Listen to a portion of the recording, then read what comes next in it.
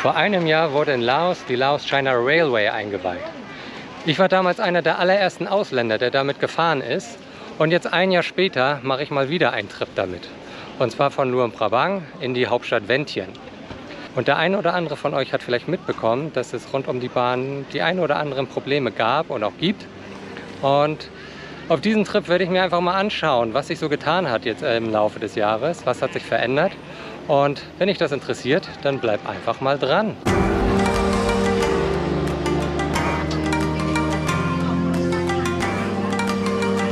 Hallo und sonnige Grüße aus Laos.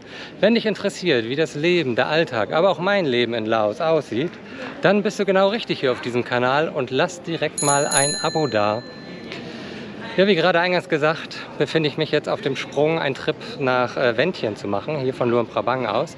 Also ich befinde mich hier auch gerade am Bahnhof. Man sieht ihn hier auch hell beleuchtet hinter mir. Auf dieser Reise will ich mir auch mal angucken, was sich jetzt so in dem vergangenen Jahr vielleicht getan hat. Was hat sich vielleicht verändert, was hat sich vielleicht verbessert oder vielleicht auch hoffentlich nicht verschlechtert. Das größte Thema rund um die Lao-China Railway ist bisher das Ticketing gewesen. Also es ist relativ schwierig, Tickets zu bekommen. Es gibt zwei Möglichkeiten, Tickets zu kaufen. Und zwar einerseits am Ticketschalter, den man hier hinter mir sieht, im rechten Flügel des Bahnhofs. Ist eigentlich im rechten Flügel von jedem Bahnhof hier in Laos. Da kann man Tickets kaufen. Man kann sie auch mit Cash bezahlen dort. Aber in der Regel muss man sich da lange anstellen. Man sieht das auch an der Konstruktion hier hinter mir, diese Pavillons mit Sitzen, da immer lange Schlangen zu erwarten sind. Also ich habe da auch Berichte gelesen von Schlangen von mehreren Stunden, teilweise 8 Stunden, also schon ziemlich abgefahren. Und sind wir mal ganz ehrlich, aus touristischer Sicht so mäßig cool. Also auch aus einheimischer Sicht, ganz klar. Also wer hat schon 8 Stunden Zeit, sich anzustellen für ein Ticket? Glücklicherweise habe ich schon mein Ticket. Ich muss mich also jetzt nicht anstellen. Jetzt hätte ich tatsächlich sogar Glück, dass da keine Schlange ist, aber ich hätte vielleicht sogar Pech, dass es gar kein Ticket mehr gibt. Dementsprechend habe ich mir das Ticket vorab besorgt. Und die andere Methode oder die anderen Methoden, wie man an Tickets kommt, dafür müssen wir mal in die Stadt. Und dann erkläre ich euch, wie es da so abläuft. Man kann aber auch Tickets hier beim Ticketcenter im Zentrum kaufen. Man sieht es hier direkt hinter mir. Es öffnet morgens um 10 und man sieht da jetzt auch schon eine gute Schlange, die da ansteht. Dementsprechend empfiehlt es sich, rechtzeitig da zu sein. Allerdings kann man hier nicht mit Cash bezahlen. Man kann hier ausschließlich mit UnionPay und OnePay bezahlen. OnePay ist das Bezahlsystem der BCL Bank. Das ist eine laotische Bank. Das Problem dabei ist allerdings, dass man als Tourist gar kein Bankkonto eröffnen kann und dementsprechend sind diese Bezahlsysteme völlig unbrauchbar als Tourist. Du fragst dich jetzt vielleicht, warum zur Hölle soll ich mich denn da überhaupt anstellen, wenn ich eh kein Ticket kaufen kann? Naja, es gibt auch Wege, dieses System zu umgehen. Und zwar Nummer 1, such dir einen Mittelmann. Frag einfach mal in deinem Hostel, Gästehaus oder Hotel nach, ob die das Ticket nicht für dich kaufen können. Denn das sind Businesses hier und die haben auch ein laotisches Bankkonto und können dementsprechend diesen Kauf für dich tätigen. Und du bezahlst das Hotel dann einfach mit Cash oder mit Kreditkarte, je nachdem, was sie akzeptieren. Oder du stellst dich einfach selbst an und hältst Ausschau in der Schlange nach Einheimischen, die ein laotisches Bankkonto haben und das Ticket für dich kaufen können. Und bezahlst diese Person dann ebenfalls mit Cash zurück.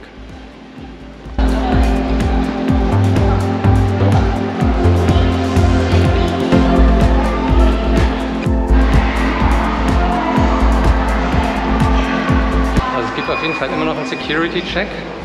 In der Vergangenheit war er teilweise sehr streng. Mal gucken, wie der jetzt vonstatten geht. Bin sehr gespannt. Ich habe da schon ein paar lustige Sachen erlebt. Wenn ihr das sehen wollt, dann einfach mal dieses Video hier oben auschecken. Dann wisst ihr, wovon ich rede.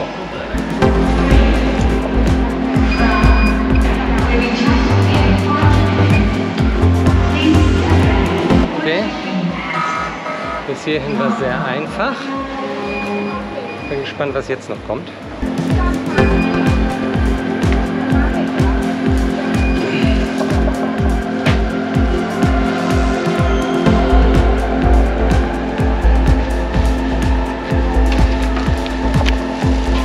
Also man sieht, das ist ein richtiger Security-Check wie am Flughafen. Ein paar Leute werden hier auch noch mal tiefergehend durchgecheckt. Ich bin relativ einfach durchgekommen. Das ist gut, das gefällt mir wunderbar, aber ich habe ja auch nichts zu verbergen. Man sieht jetzt auch hinter mir, dass die Leute sich schon alle anstellen, um dann jetzt auch bald zeitnah in den Zug reinzukommen. Aber ganz ehrlich, ich sehe da jetzt nicht so die Notwendigkeit, denn ich habe meine Sitznummer. Also dementsprechend setze ich mich hier nochmal einen Moment hin. Denn ihr fragt euch jetzt vielleicht, boah ey, wenn das so schwierig ist, an Tickets zu kommen, gibt es dann keine Ticketautomaten oder keine App? Und darauf gehe ich jetzt einfach mal ein. Das Thema Ticketautomaten ist relativ schnell abgehakt. Die Antwort ist einfach nein. Es gibt keine Ticketautomaten. Nirgends. Also weder hier am Bahnhof, weder außerhalb vom Bahnhof, auch nicht an der Verkaufsstelle im Zentrum. Einfach nirgendwo. Also das könnt ihr vergessen. Keine Ticketautomaten. Punkt. Ja, die Masse setzt sich in Bewegung. Dementsprechend wird das Thema App gleich im Zug beantwortet.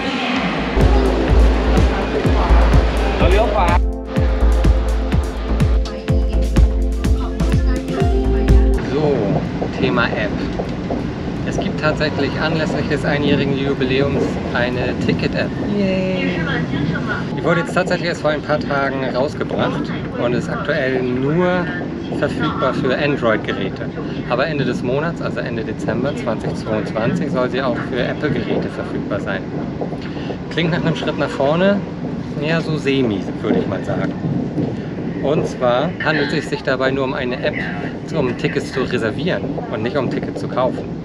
Scheint zumindest so. So liest es sich hier in dem Artikel, der mir vorliegt. Ich verlinke ihn auch nochmal hier unten in der Videobeschreibung. Da heißt es nämlich, nachdem man ein Ticket reserviert hat, muss man immer noch zum Bahnhof und es dort am Ticketschalter abholen und bezahlen. Ja, dementsprechend hat man das Problem scheinbar nur ein bisschen verlagert. Aber es gibt einen Schritt nach vorne. Und zwar bislang konnte man die Tickets immer nur 2 Tage vor Abreise kaufen. Mit dieser App kann man diese Tickets scheinbar bis zu 6 oder 7 Tage im Voraus reservieren. Immerhin etwas. Ich bin gespannt. So richtig cool klingt das noch nicht für mich. Aber hey, da ist eine App. Es passiert gerade tatsächlich etwas Neues. Und zwar werden neuerdings die Tickets im Zug sogar kontrolliert. Bislang war das so, dass man die Tickets nur beim Check-in am Bahnhof vorzeigen musste und letztendlich, wenn man den Bahnhof an seinem Zielort erreicht hat, nochmal beim Verlass vorzeigen musste. Also so, wie man es eigentlich kennt. So, es gab gerade eine Durchsage, dass es mittlerweile eine Art Bordbistro gibt. Das gab es bislang nicht und das werde ich mir direkt mal angucken, weil das war so eine Sache, die habe ich mir eine ganze Weile lang gewünscht. Weil das ist ja auch ganz nice, wenn man wenigstens ein paar Getränke oder Snacks bekommen kann. Jo, schaut das mal einer an. Richtiges Bordbistro hier.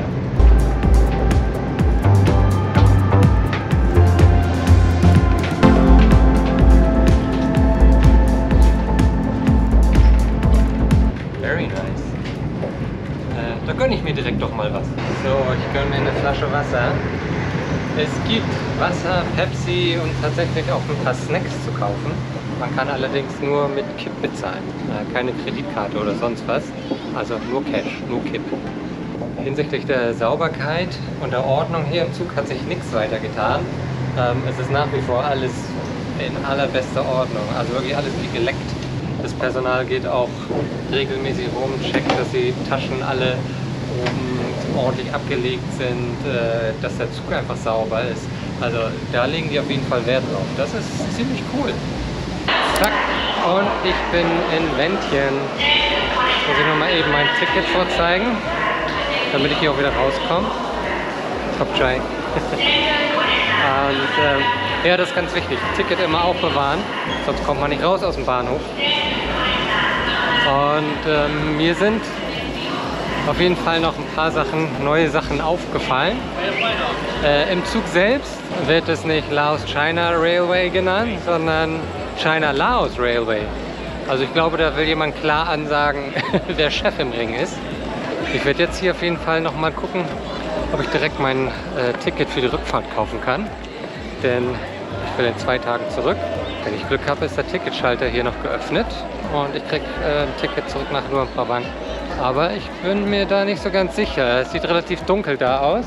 Ansonsten muss ich einfach die Methoden anwenden, die ich ja schon aus Luang Prabang kenne. Einfach über den Mittelmann gehen und dann bekomme ich halt auch mein Ticket. Ja, so wie ich es mir gedacht habe, der Ticketschalter ist jetzt abends schon zu, ist jetzt auch schon nach 20 Uhr. Genau gesagt 20:12 Uhr und der Ticketschalter schließt um 20 Uhr. Hier sind die Öffnungszeiten. Das ist natürlich ein bisschen unpraktisch, ne? Also ich glaube, das wäre nochmal ein ganz netter Service, wenn Leute direkt hier noch Tickets kaufen können bei der Ankunft. Ach ja, die andere Sache, die mir aufgefallen war, ist, es scheint nicht mehr verpflichtend zu sein, eine Maske zu tragen. Das ist mir jetzt erst beim Rausgehen aufgefallen, aber die meisten tragen trotzdem eine. So, jetzt muss ich auf jeden Fall mal gucken, wie ich hier wegkomme. Es sind auf jeden Fall einige Tuk-Tuks hier. Da sehe ich auch Minivans. Mal gucken, was am besten ist. Was am einfachsten und am günstigsten ist.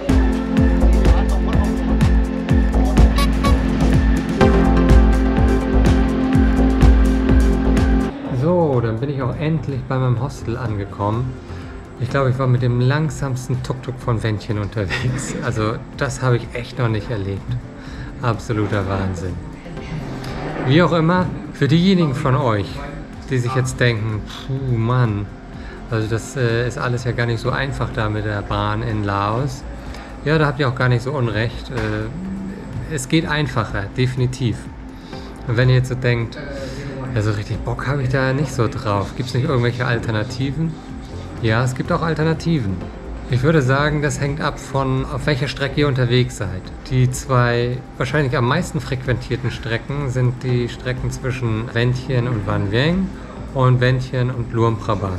Also wenn ich von Vientiane nach Van Vieng fahren sollte, ich glaube, ich würde einen Minivan nehmen. Das dauert genauso lange. Ich würde sagen, es ist sogar fast ein bisschen schneller und preislich tut sich das, glaube ich, auch fast überhaupt nichts. Fragt ihr einfach mal bei euch im Hostel oder Gästehaus nach. Die können das für euch arrangieren. Das ist überhaupt kein Problem, denn zwischen Vientiane und Van Vieng gibt es einen Expressway und da ist fast kein Verkehr. Also der Minivan, der kann da einfach kurz durchdüsen und ist auch in einer Stunde da. Dann auf der Strecke zwischen Vientiane und Luang Prabang kann man natürlich auch mit dem Minivan fahren. Ich weiß nicht, wie aktuell die Straßenverhältnisse sind, aber ich glaube nicht so gut. Also bis Van Vieng ja, durch den Expressway, aber dann die andere Hälfte von Van Vieng nach Luang Prabang ist, glaube ich, nicht so dolle. Dementsprechend wird sich diese Fahrt hinziehen. Also in der Vergangenheit hat die Tour um die 8 Stunden gedauert. Ich weiß nicht, ob das noch aktuell ist, aber ich sag mal, so einen Tagesritt muss man, glaube ich, schon einplanen. Aber man kann auch von Vientiane nach Luang Prabang fliegen. Das ist natürlich dir überlassen, inwiefern du jetzt umweltbewusst bist, Klima und so weiter. Das ist definitiv schneller. Also der Flug von Vientiane nach Luang Prabang, der dauert, ich glaube, 45 Minuten. Also man ist kaum gestartet, da landet man auch schon wieder. Sich da ein Flugticket zu organisieren, ist definitiv einfacher als ein Zugticket zu bekommen. Preislich kann ich so nicht sagen. Ich glaube, je nachdem, wenn man rechtzeitig bucht, ist das letztendlich auch gar nicht so viel teurer. Müsst ihr einfach mal reinschauen in den gängigen Flugsuchmaschinen. Der Vorteil hier ist natürlich auch, dass ihr weit im Voraus planen könnt, im Gegensatz zur Bahn, wo ihr nur 2 Tage oder jetzt zukünftig wohl bis zu 7 Tage im Voraus nur ein Ticket kaufen könnt. Also das könnt ihr auch ganz bequem von zu Hause, von der Couch aus und auch Monate im Voraus, je nachdem wie ihr es halt mögt, eure Reise zu planen. Das soll es dann auch zu diesem Thema erstmal gewesen sein. Auf meiner Website gibt es einen Blogartikel hierzu. Den werde ich auch irgendwann demnächst auch mal wieder aktualisieren. Da könnt ihr das alles dann auch nochmal nachlesen. Ja, wenn du dieses Video hilfreich fandest, dann lass auf jeden Fall einen Daumen nach oben da. Und wenn du jetzt auch noch dran bist, ja dann, come on, dann denke ich, ist es jetzt auch an der Zeit, den Kanal zu abonnieren. Also, klick den Abonnieren-Button hier unten, drück auch auf die Glocke, so dass du auch Bescheid weißt, wann ich das nächste Video hochlade. Bis dahin verlinke ich dir hier auch nochmal 2 Videos, wo ich glaube, dass sie dir gefallen könnten. Und dann sehen wir uns im nächsten Video. Also dann, pass auf dich auf, lass es dir gut gehen und bis bald. Erstmal.